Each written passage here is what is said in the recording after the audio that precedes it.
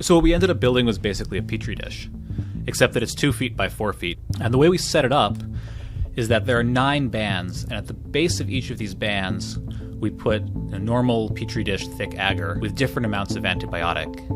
On the outside, there's no antibiotic. Just in from that, there's barely more than the E. coli can survive.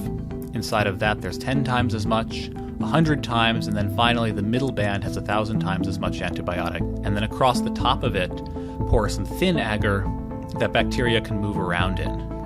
The background is black because there's ink in it, and the bacteria appear as white. First, you see they spread in the area where there's no antibiotic, up until the point they can no longer survive. Then a mutant appears on the right. It's resistant to the antibiotic, it spreads, until it starts to compete with other mutants around it. When these mutants hit the next boundary, they too have to pause and develop new mutations to make it into 10 times as much antibiotic. And then you see the different mutants repeat this at 100.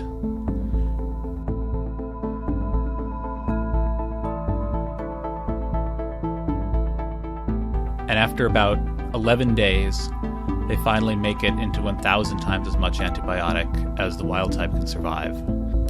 And so we can see by this process of accumulating successive mutations that bacteria, which are normally sensitive to an antibiotic, can evolve resistance to extremely high concentrations in a short period of time.